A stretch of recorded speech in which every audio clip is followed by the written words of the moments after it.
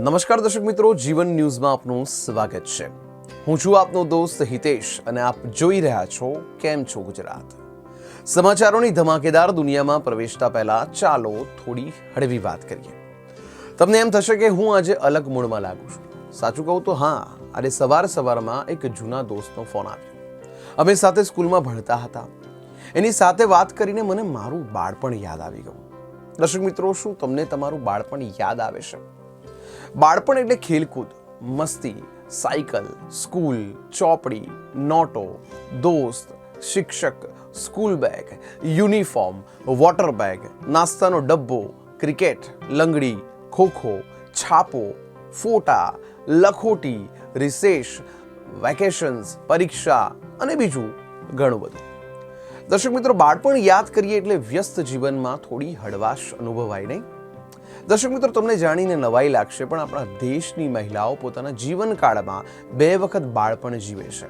વાત એવી છે કે પહેલી વખત એ પોતે બાળક હોય એટલે બાળપણ જીવે અને બીજી વખત એના બાળક સાથે બાળપણ જીવતી હોય છે. દર્શક મિત્રો, શું તમને બાળપણ યાદ આવે ખરું? અને આવે તો ક્યારે યાદ આવે? આજના મારા અનુભવથી મને એવું લાગ્યું છે કે જૂના મિત્રોને યાદ કરીએ તો આપોઆપ બાળપણ યાદ આવી છે.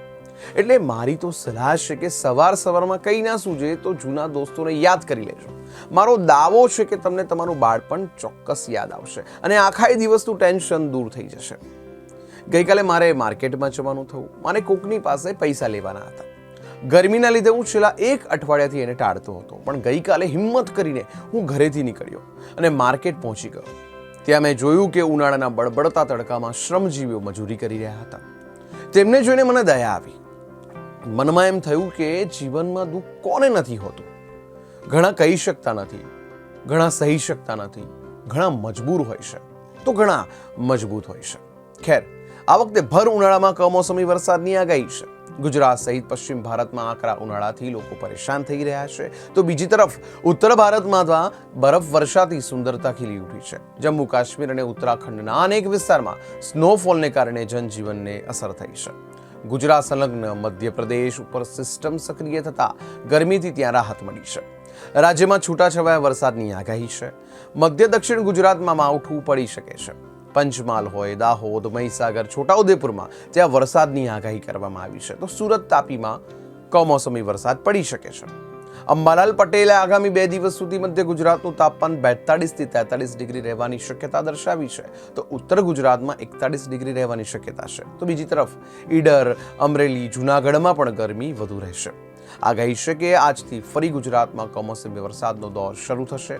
મે મહિનાના પહેલા સપ્તાહથી ગરમીનું પ્રમાણ વધશે. ઇલેક્શન પછી એટલે કે 14મી મે પછીના સમયગાળામાં પાછો કમોસમી વરસાદ વરસી શકે છે. દર્શક મિત્રો, ગઈકાલે ક્યાંક વાંચ્યું, ગુસ્સો અને વાવાઝોડું બંને સરખા હોય છે. શાંત થયા પછી ખબર પડે કે કેટલું નુકસાન થયું.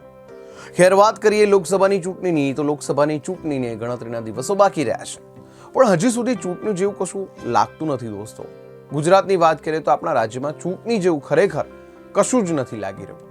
પહેલાનો સમય હતો કે જ્યારે ઉમેદવારો ચૂંટણી સભા ગજવતા હતા, રોડ શો થતા હતા, ઘરે ઘરે ચૂંટણી પ્રચાર થતો હતો, પોળો કે સોસાયટીના નાકે નાના કાર્યાલયો બનતા હતા.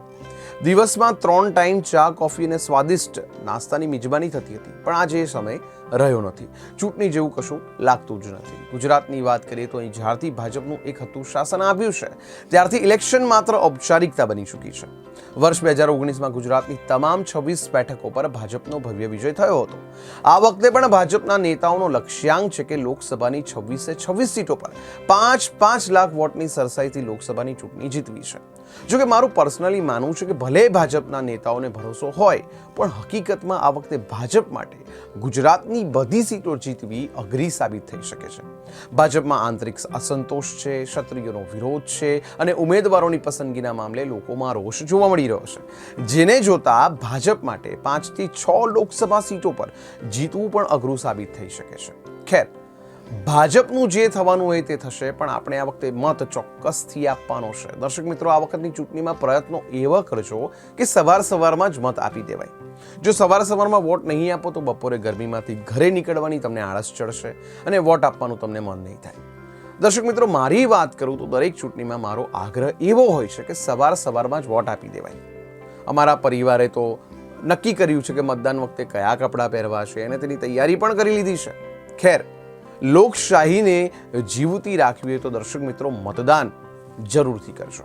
આ વખતે મતદાન કરનારાઓ માટે દવાઓ, સૌંદર્ય પ્રસાધનો અને રેસ્ટોરન્ટમાં મોટા ડિસ્કાઉન્ટની ઓફર છે. કહેવાય છે કે જેણે ચૂંટણીમાં વોટ આપ્યો હશે એને ડિસ્કાઉન્ટ ઓફરનો લાભ મળશે. શરત એટલી રહેશે કે મતદારે પોતાના આંગળી પર શાહીનું નિશાન બતાવવું પડશે. દર્શક મિત્રો, તમને ખબર છે કે મતદાન વખતે તમારી આંગળી પર લગાડવામાં આવતી શાહી ક્યાં બને છે અને એનો રંગ આટલા લાંબા સમય સુધી કેમ જળવાયેલો રહેશે? તો તમને જણાવી દઈએ કે ચૂંટણી પંચ દ્વારા જે શાહી લગાડવામાં આવે છે તે ઓછામાં ઓછા 7 દિવસ અને ઘણી વખત પખવાડિયા સુધી જતી નથી. સાબુ, ડિટર્જન્ટ, ઓઇલ કે કેમિકલની તેની ઉપર અસર નથી થતી. આ ઇંકમાં સિલ્વર નાઇટ્રેટ હોય છે, જેને કારણે તેનો રંગ સરળતાથી જતો નથી. તેની ટકાવારી 7 થી 25% વચ્ચેની હોય છે. જોકે તેની ચોક્કસ ટકાવારી સિક્રેટ છે. કર્ણાટકની સરકારી company Mysore paints and varnish લિમિટેડને ઇંક બનાવવાનો અધિકાર મળેલો છે. વર્ષ 1937માં મૈસૂરના રાજવી પરિવાર દ્વારા તેની સ્થાપના કરવામાં આવી હતી. ત્યારે તેનું નામ Mysore lake and paint works limited હતું. 1947માં આઝાદી પછી તે જાહેર સાહસની કંપની બની, જેની ફોર્મ્યુલા વર્ષ 1962માં નેશનલ રિસર્ચ ડેવલપમેન્ટ કોર્પોરેશને તૈયાર કરી હતી. આ કામમાં કાયદા વિભાગ અને ચૂંટણી પંચ પણ સંકળાયેલા હતા. ભારતની લોકસભા અને વિધાનસભાની ચૂંટણીમાં આ શાહીનો ઉપયોગ થાય છે. 2016માં નોટબંધી સમયે એક જ વ્યક્તિ વારંવાર નોટો બદલાવે નહીં તે માટે પણ આ શાહીનો ઉપયોગ કરવામાં આવ્યો હતો. અહીં તૈયાર થતી શાહી વિશ્વના 20 જેટલા દેશોમાં નિકાસ થાય છે અને ત્યાંની ચૂંટણી પ્રક્રિયામાં વપરાય છે. કંપની દ્વારા કાટ ન લાગે તેવો એલ્યુમિનિયમ પેઇન્ટ સહિતની પ્રોડક્ટ્સ તૈયાર કરવામાં આવે છે. રેલવે, ભારત સંચાર નિગમ limited, Bharat heavy electric limited, BEML સહિતની કંપનીઓ તેની મોટી ગ્રાહક છે. દર્શક મિત્રો, એક વાત તો નક્કી જ છે, સારા કર્મોનું ફળ તરત નથી મળતું, પણ જ્યારે મળે છે પૂરા વ્યાજ સાથે મળે છે. ખેર, IPL 2024માં રોયલ ચેલેન્જર્સ બેંગલુરુએ સતત બીજી જીત મેળવી છે. ગુજરાત ટાઇટન્સને અમદાવાદમાં 9 વિકેટે કારમો પરાજય આપ્યો છે. RCBની કુલ 3 જીત છે.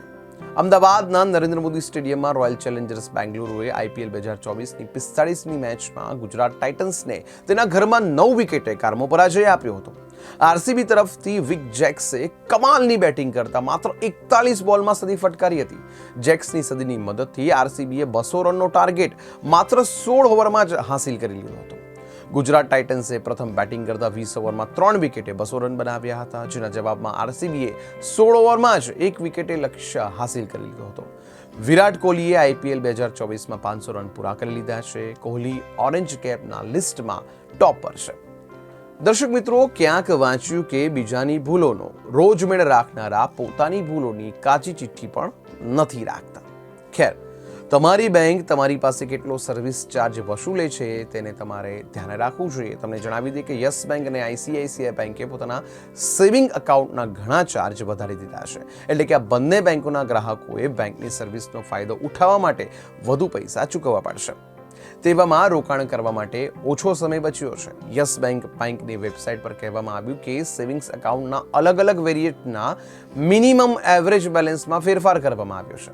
એકાઉન્ટ પ્રો મેક્સમાં મિનિમમ એવરેજ બેલેન્સ 50,000 રૂપિયા હશે. મેક્સિમમ ચાર્જ માટે 1,000 રૂપિયાની મર્યાદા નક્કી કરવામાં આવી હતી. દર્શક મિત્રો, ધ્યાનથી જોઈએ તો સોશિયલ મીડિયાએ ક્રિએટિવિટી અને ફિલસૂફીનો ખજાનો છે.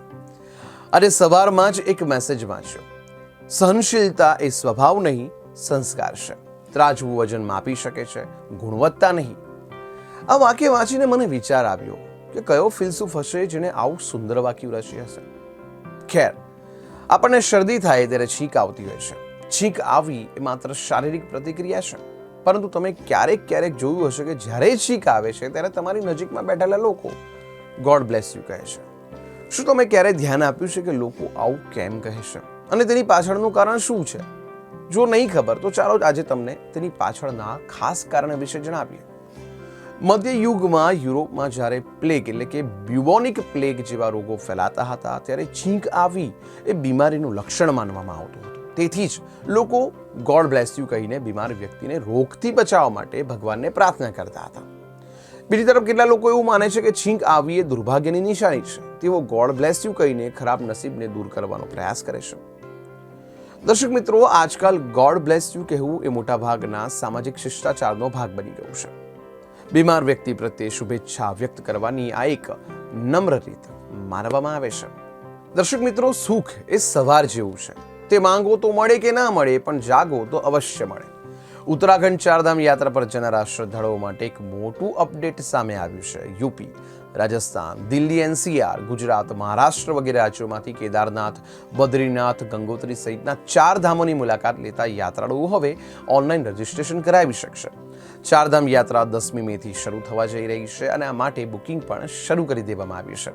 જોકે આ દરમિયાન સરકારે નોંધણીની મહત્તમ સંખ્યા નક્કી કરી છે. સરકાર દ્વારા નિર્ધારિત માપદંડો અનુસાર યમનોત્રી 9,000, ગંગોત્રી 11,000, કેદારનાથ 18,000 અને બદ્રીનાથ 20,000 શ્રદ્ધાળુઓ દરરોજ રજીસ્ટ્રેશન કરાવી શકશે.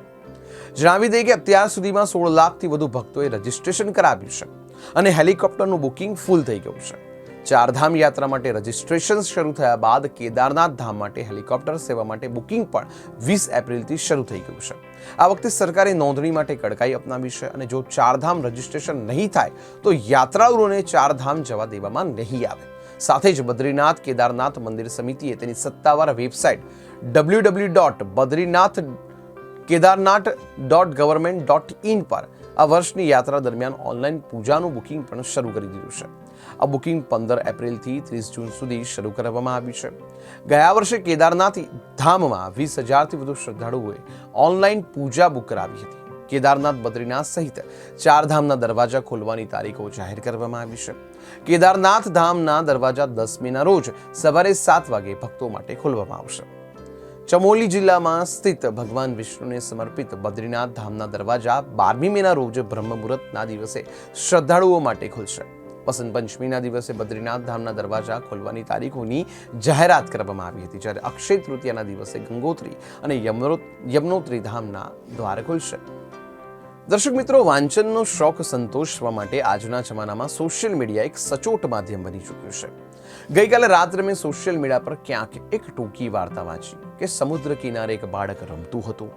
એક મોજું આવ્યું ને એનું ચપ્પલ તણાઈ ગયું. બાળકે સમુદ્રની રેતી પર લખ્યું, સમુદ્ર ચોર છે. થોડે દૂર માછીમારો દરિયો ખેડીને માછલીઓ પકડી લાવ્યા હતા. માછીમારોએ સમુદ્રની રેતી પર લખ્યું, સમુદ્ર મારો પાલનહાર છે. એક ભાઈને સમુદ્ર કિનારેથી છીપમાં મોતી મળ્યું. એણે રેતી પર લખ્યું, સમુદ્ર દાનવીર છે. અને એક મોટું મોજું આવ્યું જે રેતી પરના આ 4 લખાણોને ભૂસીને ચાલ્યું ગયું. આપણા માટે દરેક વ્યક્તિનો અભિપ્રાય અલગ અલગ હોય છે, પણ આપણે સમુદ્રની જેમ કોઈના અભિપ્રાયની ચિંતા કર્યા વગર પોતાની મોજમાં રહેવું જોઈએ.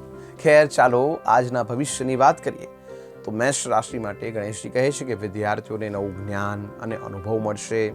ધંધાકીય મુસાફરીનો યોગ થઈ રહ્યો છે. પ્રિયજનોની સહાયથી અટકેલા પૈસા પરત મળશે.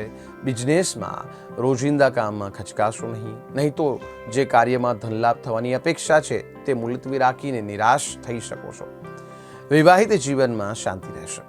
વૃષભ રાશિની વાત કરીએ તો શાનદાર જીવનશૈલીમાં જીવવાથી સમાજમાં તમારી ઓળખ સમૃદ્ધ બનશે. આજે કાર્યસ્થળ પરનો સમય ઘટાડશો. પિતાનું માર્ગદર્શન દરેક ક્ષેત્રે લાભકારક સાબિત થશે અને ભાઈ બહેનોના સહયોગથી ખુશ રહેશો. ગીચ સ્થળોએ જવાનું ટાળો અને સુરક્ષા સાથે ઘરથી બહાર નીકળો. વાત કરીએ મિથુન રાશિની તો ગણેશજી કહે છે કે આજનો દિવસ તમારા માટે અનુકૂળ રહેશે. આજે વ્યવહાર નરમ હોવાથી તમે કોઈની પાસેથી સરળતાથી કામ કરાવી શકશો. પરિવારના સભ્યોનો તમારામાં વધુ વિશ્વાસ રહેશે, પરંતુ કામમાં ઉદાસી રહેશે. તમે સાંજે મિત્રો સાથે ક્યાંક જવાનું વિચારી શકો છો. કર્ક રાશિની વાત કરીએ. ગણેશજી કહે છે કે આજનો દિવસ તમને સામાજિક ક્ષેત્રે આદર આપશે, પરોપકારી કાર્યોમાં રસ લેશો અને ધાર્મિક ક્ષેત્રે દાન કરવાની તક મળશે. ખાતરી કરો કે ક્ષેત્રમાં વરિષ્ઠ અધિકારીઓ સાથે કોઈ વિરોધાભાસ ન થાય અને તમારા કાર્યને યોગ્ય રીતે પૂર્ણ કરો.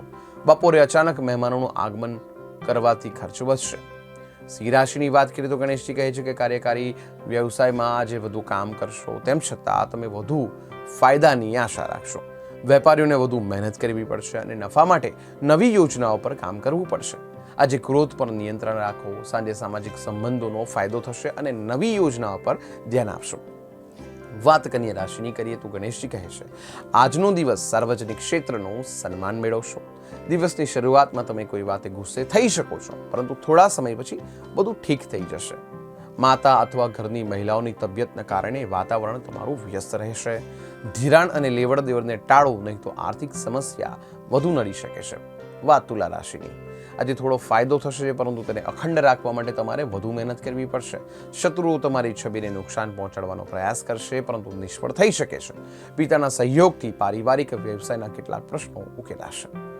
વાત વૃશ્ચિક રાશિની કરીએ તો ધંધામાં લાભની ઘણી તક મળશે, પરંતુ મનોરંજન પ્રત્યેની રુચિ પર વધારે ધ્યાન નહીં આપવું. સમાજમાં કોઈ વિશેષ સિદ્ધિથી તમારું મન પ્રસન્ન રહેશે. કોઈ પણ સ્પર્ધાની તૈયારી કરતા વિદ્યાર્થીઓને સારા સમાચાર મળશે. સંતાનોને લગતી સમસ્યાઓના સમાધાન માટે સાંજનો સમય પસાર કરવામાં આવશે. ધનરાશિની વાત કરીએ તો ગણેશજી કહે છે કે આજે આર્થિક પ્રગતિ થઈ રહી છે. ભાઈઓની સહાયથી અટકેલું કામ સરળતાથી પૂર્ણ થઈ જશે. તમે કુટુંબમાં જે પણ છુપાવવાના પ્રયત્ન કરો છો તેથી ઝઘડો થઈ શકે છે. ગીચ સ્થળોની મુલાકાત લેવાનું ટાળવું જોઈએ. તમે સાંજે સામાજિક ક્રિયા પ્રતિક્રિયામાં વધારો થશે. મકર રાશિની વાત કરીએ તો ગણેશજી કહે છે આજનો દિવસ શુભ દિવસ છે, તો પણ તમે તેનો પૂરેપૂરો લાભ લઈ શકશો નહીં. કાર્ય વ્યવસાયમાં લાભની તકો મળશે, પરંતુ અનુભવના અભાવે તે હાથમાંથી નીકળવાની સંભાવના છે. કુંભ રાશિની વાત કરીએ તો ગણેશજી કુંભ રાશિ માટે કહી રહ્યા છે આજે જો તમે સંતુષ્ટ છો તો પણ તમે તમારી જાતને અન્ય લોકો સાથે સરખામણી કરવામાં અશાંત થઈ શકો છો. ભંડોળના ઓછા પ્રવાહ અને વધુ ખર્ચને કારણે આર્થિક સંતુલન તમારું બગડી શકે છે. ક્ષેત્રમાં વિરોધીઓની ટીકા તરફ ધ્યાન ન આપીને તમારું કાર્ય કરવાનું ચાલુ રાખો તો સફળતા મળવાની શક્યતા છે. અંતે મીન રાશિની વાત કરીએ તો ગણેશજી કહે છે કે આજે કોઈ કારણસર માનસિક વેદના આવી શકે છે. ભૂતકાળમાં કોઈ પણ ભૂલથી પસ્તાવો થશે, પરંતુ દબાણમાં સુધારો કરીને પરિસ્થિતિમાં સુધારો થશે. કાર્ય વ્યવસાયની સ્થિતિ પણ સારી રહેશે, પરંતુ કર્મચારીઓના નાના કામ માટે પણ તમારા પર નિર્ભર રહેશે. પગ ભીના કર્યા વગર સમુદ્રને પસાર કરી શકાય, પરંતુ આંખો ભીની કર્યા વગર જિંદગીને પસાર કરવી શક્ય જ નથી. ખેર દર્શક મિત્રો, આજના માટે બસ આટલું જ. આપના દોસ્ત હિતેશને રજા આપશો. આટલા જ ઉત્સાહ સાથે ફરી મળીશું. નમસ્કાર. અને હા, કેમ છો ગુજરાત કાર્યક્રમ વિશે આપના મંતવ્યો નીચે આપેલા નંબર પર વોટ્સએપ કરો. આપની કોમેન્ટનો અપેક્ષા રહેશે. નમસ્કાર.